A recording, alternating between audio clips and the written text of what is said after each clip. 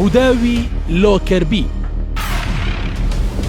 چیرۆکی ئەو فڕۆکەیەی قەزافی لە ئاسمانی بەریتانیادا خستیە خوارەوە.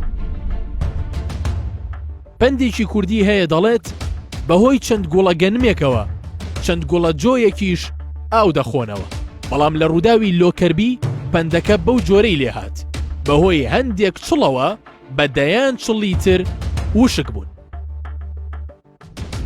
21 مانگی 12 ساڵی 1970 فڕۆکەی جۆری بۆینگ 747 لە کۆمپانیای پان ئەمریکا لە بەریتانیاوە بەڕێکەوت بۆ ئەمریکا.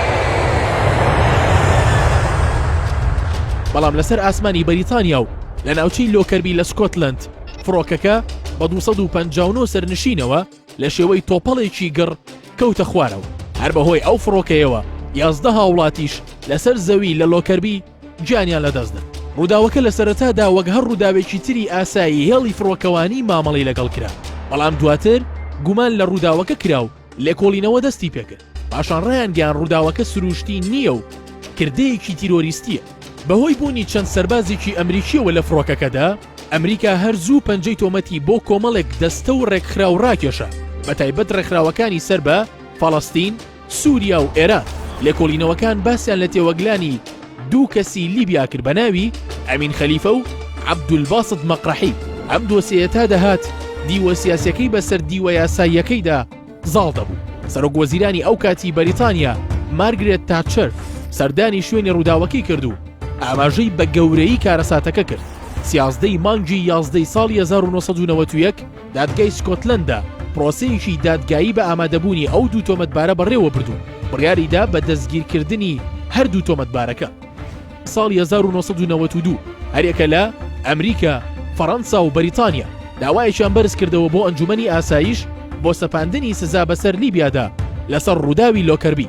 ئەنجومەنی ئاسایش بڕیاری 730 دەرکرد و داوانەکەی بە تیرۆریستی ناسات. ناکۆچێکی زۆر هەبوو لەسەر شوێنی دادگاییکردنی دوو تۆمەتبارەکە. ئەمە بوو بە مایەی دواکەوتنی کەیسەکە. لە 22 مانگی 8 ساڵی 1998 دادگای سکۆتلەندا بڕیاریدا ئەو دادگاییە ببرێت بۆ لاهای لە هۆڵندا. ساڵی 1999 هەردوو کەسەکە گواسترانەوە بۆ هۆڵندا. لە 7 مانگی 3 ساڵی 2000 دادگاییکردن دەستی پێکرد. دادگاکە بە فەرمی تاوانەکەی خستە سەر لیبیا و دواتر لیبیا بەرپرسیارەتەکەی هەڵگرت و هەر سەرنشینێکی بە 10 ملیۆن دۆلار قەرەبوو کردەوە. هێشتا زۆر شت هەبوو لەسەر ئەو ڕووداوە کە پەردەی لەسەر لا نەدراوە تا ساتی دروستبوونی پشێویەکانی جیهانی عەرەبی کە لیبیاشی گرتەوە. لە ئەنجامدا ساڵی 2011 وەزیری دادی لیبیا دەستی لە کار کێشایەوە. وەزیری دادی لیبیا مستەفا محەممەد عەبدولجەلیل بۆ ڕۆژنامەیەکی سویدی پەردەی لەسەر ئەو دۆسیە لادا و ئاماژەی بەوە کرد تەواوی کردەکە لەلایەن سەرۆکی لیبیا موعەممەر قەزافی و باوکاری عەبدولباسط مەقرەحی ئەفسەری دەستگای هەواڵگری لیبیا کراوە. عەبدولباسط مەقرەحی کە پێشتر و بە ناچاری لەسەر فشاری ئەمریکا و کۆمەڵگەی نێودەوڵەتی سەرۆکی لیبیا ڕادەستی بەریتانیای کردبوو لە سەردەمی سەرۆکایەتی گۆردن براون ئازاد کرا.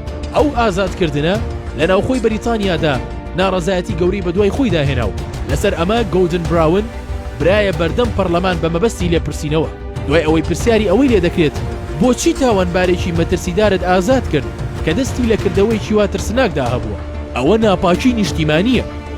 گۆردن براون وتی تاوانبارەکە تووشی نەخۆشی شێرپەنجەی پرۆستات بووە و چارەسەری نییە. نامەوێت لە زیندانی وڵاتی مندا ببرێت، لە خاکی خۆشیدا بە شەهیددا بنرێت. بەڵکو ئازادم کرد کە بچێتەوە خاکی خۆی و لەوێ وەک تاوانبار ببرێت. دوای ئەو وەڵامە ناڕەزایەتیەکان کۆتاییان هات. لە ئەنجامدا شۆڕشی لیبیا درێژەی هەبوو تا کوشتنی موعەممەر قەزافی.